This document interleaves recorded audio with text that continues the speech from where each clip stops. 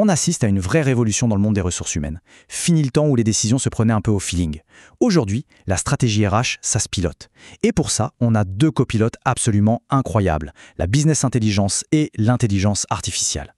On va voir ensemble comment ces technologies permettent de transformer de simples données en décisions beaucoup plus justes et au final, en une meilleure expérience pour tout le monde dans l'entreprise. Et voilà le cœur du changement. On passe vraiment d'un monde à l'autre. D'un côté, l'intuition, le ressenti, qui peut être génial, mais qui peut aussi nous tromper. Et de l'autre, des décisions qui s'appuient sur des faits, des chiffres, du concret. L'idée, ce n'est pas du tout de mettre le jugement humain de côté, bien au contraire. C'est de lui donner une base solide, des arguments en béton pour défendre une stratégie et être encore plus crédible. Alors, voilà le programme que je vous propose. D'abord, on va poser le contexte. Pourquoi ce virage stratégique des RH? Ensuite, on va démystifier ces fameux outils, l'ABI et l'IA. Puis, on passera au concret. Comment on lance un projet étape par étape. On verra aussi des exemples qui parlent d'eux-mêmes. Et on terminera sur le point le plus important, la place de l'humain dans tout ça. Il faut vraiment oublier l'image un peu vieillotte des RH qui ne feraient que de la paix et de l'administratif. Le rôle a complètement changé. Aujourd'hui, les professionnels RH sont de vrais partenaires pour le business. Ils doivent anticiper les besoins, comprendre les dynamiques et, finalement, créer un environnement de travail qui donne envie aux talents de venir et surtout de rester. Mais alors, concrètement, ça sert à quoi d'utiliser la donnée? Eh bien, ça permet d'être beaucoup plus fin, plus précis dans ses actions. On peut par exemple repérer des signaux faibles, comme un début de désengagement d'une équipe, bien avant que ça ne devienne un vrai problème. Ça permet aussi d'automatiser tout ce qui est répétitif et sans grande valeur pour que les équipes RH passent plus de temps sur l'humain. Et enfin, ça aide à vraiment comprendre ce que les gens attendent. Bon, maintenant, il est temps d'ouvrir la fameuse boîte à outils. Au cœur de cette transformation, il y a deux sigles qu'on entend partout. BI pour Business Intelligence et IA pour Intelligence Artificielle. Démystifions ça tout de suite. La BI, ou l'informatique décisionnelle, c'est un peu comme le tableau de bord de votre voiture. Il prend plein de données brutes, la vitesse, le niveau d'essence, et vous les présente de manière claire pour que vous sachiez où vous en êtes maintenant. La BI, c'est pareil. Elle analyse le passé pour comprendre le présent. C'est l'outil parfait pour suivre le turnover, les absences, bref, pour avoir une photo nette de la situation. L'IA, elle, c'est plutôt votre GPS. Elle ne se contente pas de regarder dans le rétroviseur. Elle analyse toutes les données de circulation, les accidents, les travaux, pour prédire le meilleur itinéraire. Elle anticipe.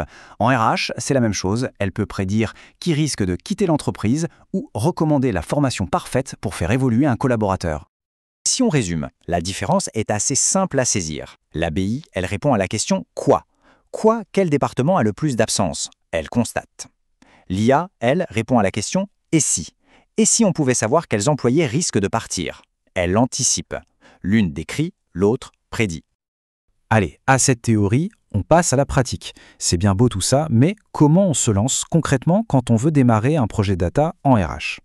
C'est souvent la première question qui tue, non? Par où on commence?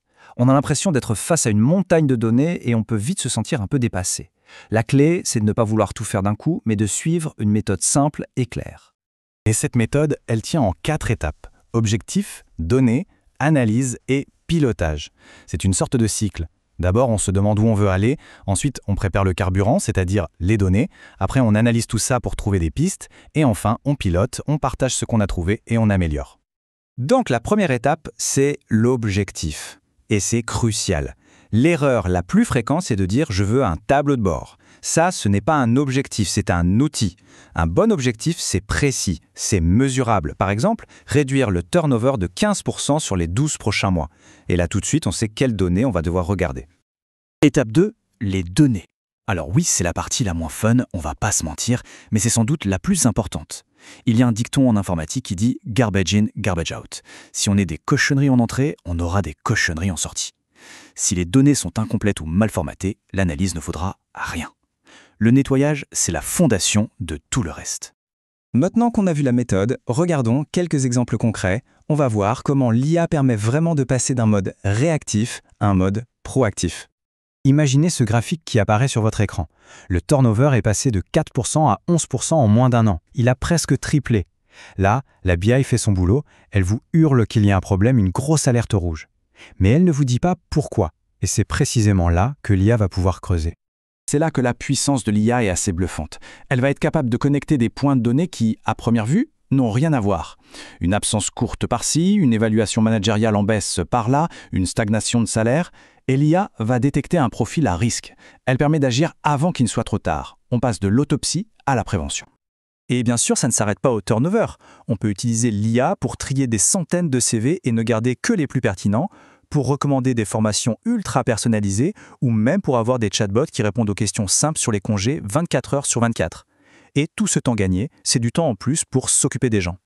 Mais attention, un si grand pouvoir implique de grandes responsabilités. On parle de données humaines, c'est extrêmement sensible.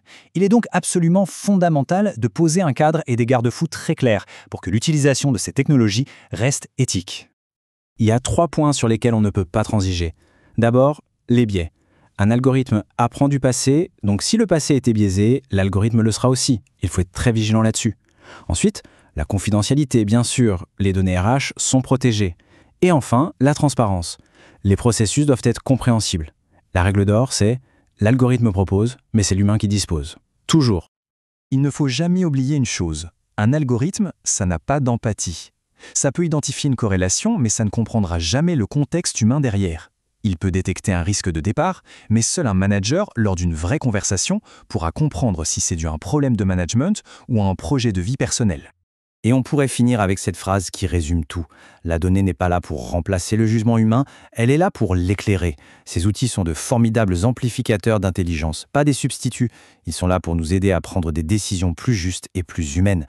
La vraie question n'est donc pas de savoir s'il faut utiliser la donnée en RH, mais bien comment on va s'en servir pour construire un monde du travail meilleur.